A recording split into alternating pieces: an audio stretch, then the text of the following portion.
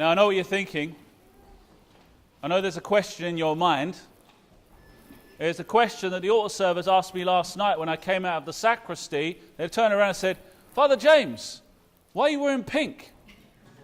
Well, yeah, my retort to that would be, what's wrong with pink? Can't a guy wear pink?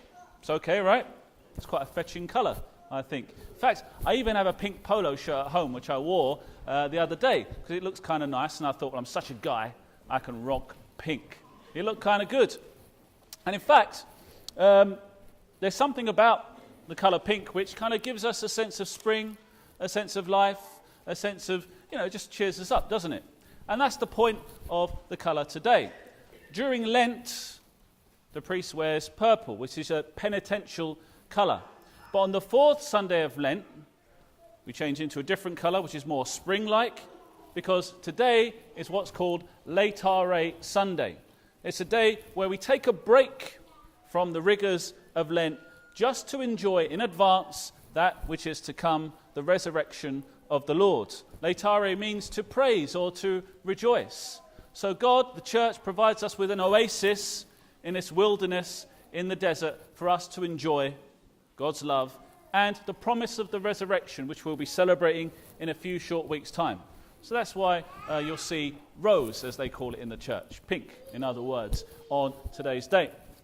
But it kind of lines up with something I've been thinking about the last few months and doing. I've been taking care of myself just a little bit better since the new year. Has anyone noticed I've lost weight? Well done.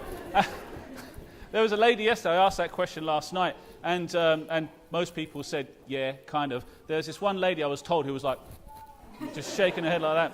I'm glad I didn't see her.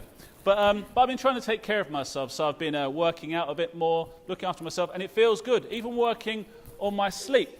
Because, and this is where I'm going to show you this little video. It's the color of your voice, because you're worth it. That was Jordan's creation. Do you remember those adverts? Because you're worth it. That's Beyonce's voice behind there, by the way. I think Beyonce looks a bit better than me. Let's just put it that way. Because I'm worth it. Because it's good to feel good, isn't it? And particularly as I approach the dreaded Big 4-0, it's only 18 months away, I think to myself, you know what, I'm enjoying life so much, I want it to have a quality and a quantity that makes me healthy into my older age. Because I enjoy being around lovely people like you, and I want to get the most out of it. Because I'm worth it. And in fact, that is what God is saying in all of today's readings. The book of Chronicles, the Paul's letter to the Ephesians, and definitely in the Gospel.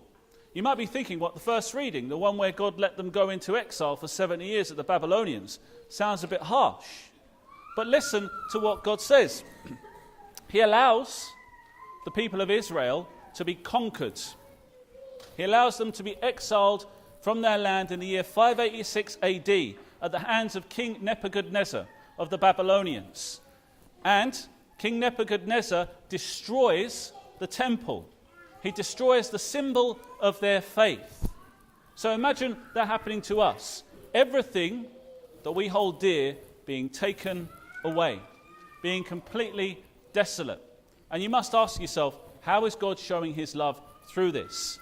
Well, through the prophet Jeremiah, God says this: until this land has enjoyed its Sabbath rest, until 70 years have gone by, it will keep Sabbath throughout the days of its desolation. God is trying to teach his people something through this example he's made of them. He's saying the reason you're conquered is not because I'm angry with you, but because something has gone wrong. I gave you the Sabbath rest so you would learn to take care of yourself, because I love you. God, by his own example in creating the world and resting on that seventh day, was saying to the people of Israel, you need a day where you stop, you come to appreciate how much you're worth by contemplating the world I have given you around you, so that you may launch back into the world as co-creators with me. So what God is saying to his people by taking it away, he's saying, you need to learn this all over again. All those Sabbath days you missed, all the times you missed the mark, you're going to make them up. I'm going to give you 70 years of Sabbath rest away from your land so that you may pine for it, so that you may appreciate what you've lost, so that when you go back to that land, you will realize how much you are worth to me. We hear it in the psalm, don't we? Beautifully sung today, by the way, where the people say, oh, how we long to go back to our homeland, how we long to go back to the temple. That thing we neglected, now our hearts desire it. So it's working, isn't it? God's lesson is working. Because God loves us so much that he's ready to punish us because we're worth it. Because he wants us to realize how much we are worth to him. That's what a loving parent does, doesn't it? Your kid doesn't do homework, you take away the privileges. They don't do a chore they're supposed to do, maybe they go to their room. Whatever your system of punishment is, it's not because you're sadistic, it's because you want them to grow.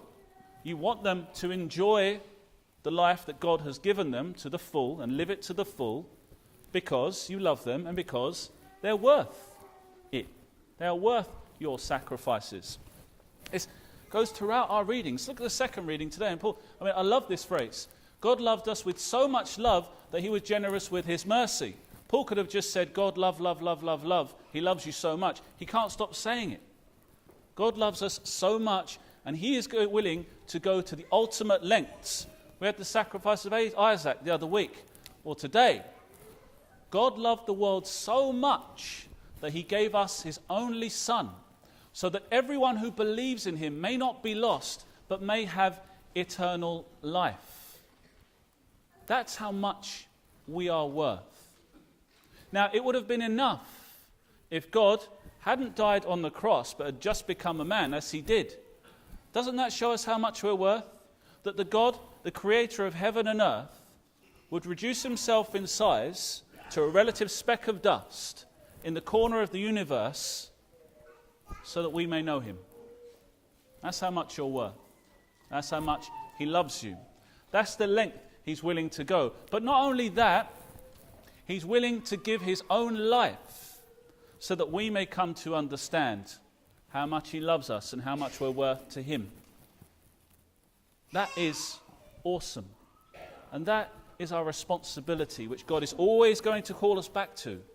Remember, man, remember, woman, how much you are worth. Now, for the last 3 weeks, we've gone into the wilderness, into the desert.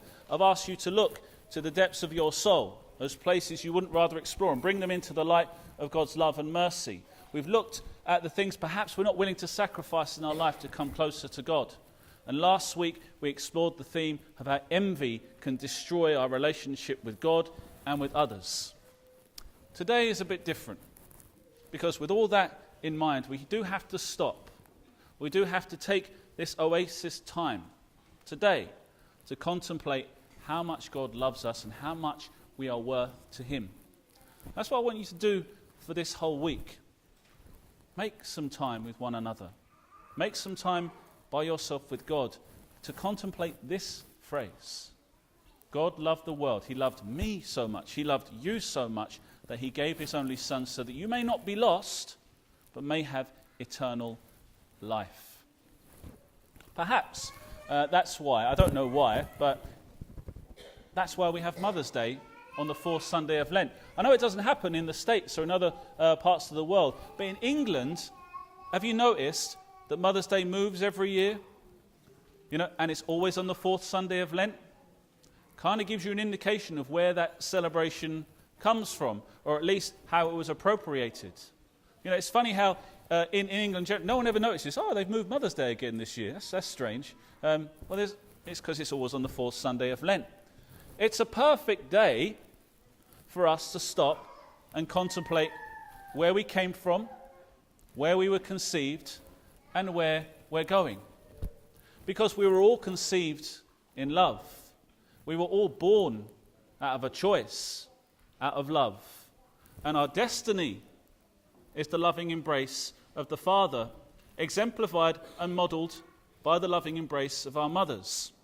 So as we take this day to appreciate the gift of our mothers and appreciate the love they've surrounded us with, take this day, take this opportunity to appreciate the love that God surrounds you with, the lengths he is willing to go to show his love for you, because you're worth it. Amen.